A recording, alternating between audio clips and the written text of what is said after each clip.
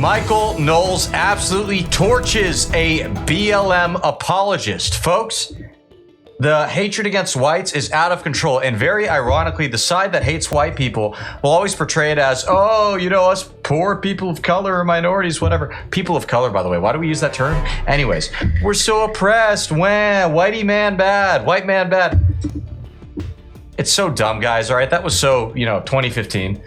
Joking. I mean, it never should have been a thing, but I digress. Guys, we're gonna get into the video, but first, do me a huge favor here. Like our video and share it around so we can keep bringing you all this great, hard-hitting content. And as always, Patriots, I'm your host, Darian, and this is Resist the Mainstream. I know you talked about BLM being a terrorist movement or associating it with terrorism. However, do you recognize the fact that there are systemic inequalities against Black and also minority individuals on this campus and in the world, frankly, and in the United States? And how do you think BLM kind of fits in with that? Do you think that it's just a terrorist movement or that it has some merit in the fact that there is systemic racism in this country?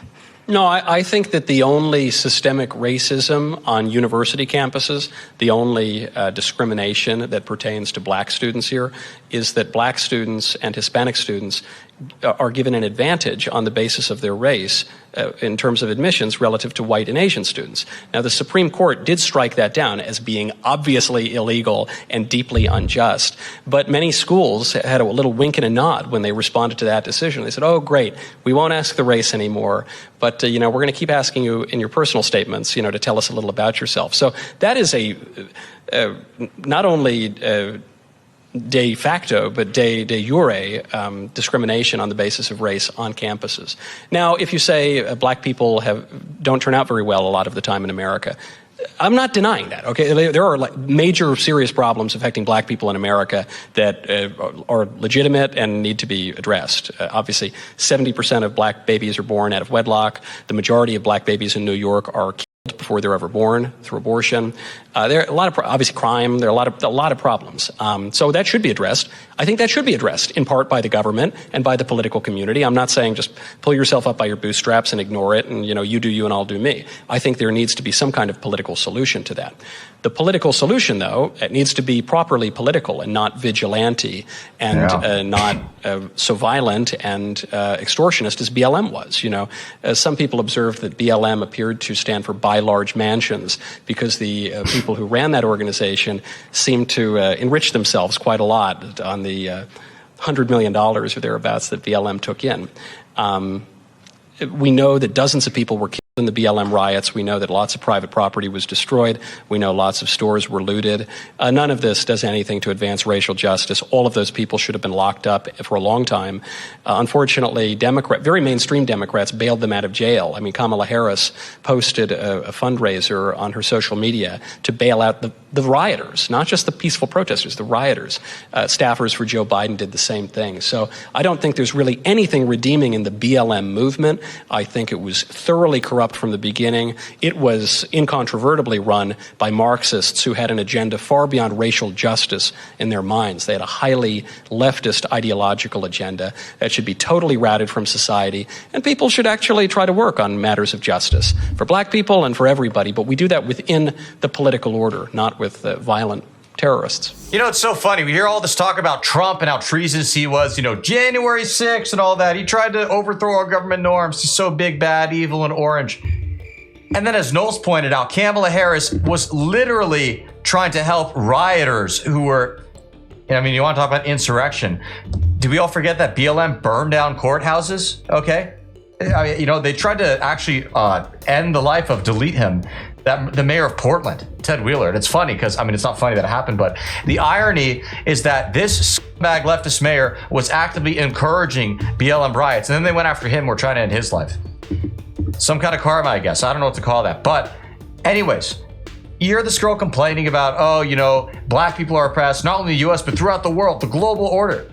And obviously presumably by white people. Have we all forgotten that white people are less than 15% of the world population? You're all this complaining and ham-ringing about, minorities, they're so oppressed. Oh, big bag whitey, the minorities they have it so tough. Why don't they go to any of the other countries in the world that aren't predominantly run by white people? You can go to Africa. There are plenty of countries to choose from in Africa that are total Black majority. There are barely any whites, if at all. Why don't you go to them?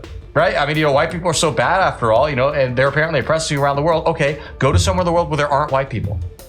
Of course, they're never going to do that, okay? Because the reality is, and it's not politically correct to say this, but I don't care. Countries that are predominantly white are, generally speaking, better countries. Someone going to try to argue with me that? Call me a racist? Maybe they'll call me a racist for saying that, but they'll never call me a liar.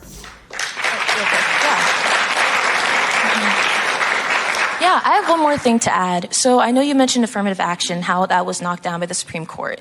So I'd like to bring to the table that affirmative action, while it is seen as discriminating against white and Asian Americans, I saw the statistics after it was revoked, they got in at a higher rate into colleges. However, do you also recognize the fact that once these policies are in action, we're removing Black and also minoritized individuals from the cycle of poverty that technically is what causes a lot of these issues that we see with murder, with the way that they act in our country? And so by removing affirmative action, do you not think that this just makes the issue worse? If we are trying to get to a state where we don't see as much of this crime or other actions that are usually caused by minoritized individuals, removing affirmative action, I think, makes that worse and not better. Well, a really, really good follow-up question. I am not convinced that just money or getting a better job or something is going to solve a lot of the problems among the Black community. I think a lot of that has to do with religion and family formation and even some actual incentives from the government. But I don't take what I view to be a reductive, materialist view of things. That, if to use an example in the Middle East that Barack Obama would bring up, if we just give Al-Qaeda terrorists cell phones, they'll stop setting off bombs or something. I don't think that's how human nature really works. But to your point on the potential downsides of removing Black people from the universities, I think that would be a problem if you have any segment of society that's not really integrated into the society. That is a big problem. So I know people on the right are fond of talking about meritocracy.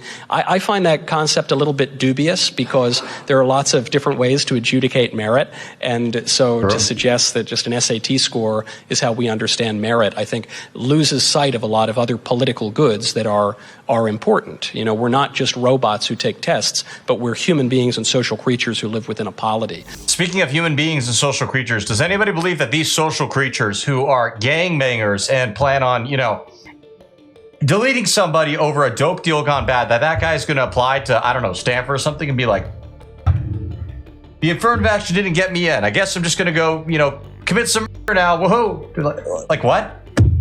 Is this a serious argument? Just insane. So I agree with all that. I just don't think affirmative action did all that much for a lot of Black students. In part, just one example of this would be the problem of mismatch. That if you take a student who is simply not academically qualified to be at an academic institution, he's either going to fail or the standards are going to be lowered. Neither of those goals are good. So in the case of the student failing, it's like there was no cost to it. The student might fail and now have $100,000 in debt. And then he goes to the same community college he might have gone to in the first place, but he's trapped in a serious cycle of poverty. That's the first one. The second one is that the university could lower the standards. That's happened everywhere. And the third one is you could just have the creation of a bunch of fake academic departments to house students of any race who are just not up to snuff academically. That's what's happened with all the studies departments. The gender studies, Black studies, this studies, that's American studies. It's all kind of a way to have academic departments for people who are not as academically rigorous. And that's a very hard saying, but it's just how it's played out. That's how they enter into the university. So I'm all for bringing people up, and I'm all for integrating everybody into society, and I'm all for taking very seriously the particular problems that afflict Black people and dealing through the government to solve them. I'm totally game for it, but I just don't think that we should do it in ways, one, that would harm society broadly, that would be contrary to the common good, and two, ironically enough in this case, that would harm the individuals that you're supposedly helping. I don't think anybody benefits from that. I still disagree, but thank you so much for your time. Yeah, good questions. Thanks. She disagrees with the facts. Also, Knowles forgot my favorite type of fake academic degree. Chicano studies, hey papi. Yeah, that is a real degree, all right? I've seen transborder and Chicano studies offered at Arizona State University. And surprise, surprise, there are lawyers who are themselves illegal immigrants who have those degrees, and they use that degree, I guess, in their law school, of course, to fight for other illegal immigrants to stay in America. Isn't that lovey-dovey? With all that being said, folks, thank you for tuning in. We truly appreciate it. As always, comment below, Let us know what you liked about the clip. You know, if you're a Chicano Studies graduate, I want to hear that too. Let us know. And hit that subscribe button down below, and we'll see you again soon. God bless.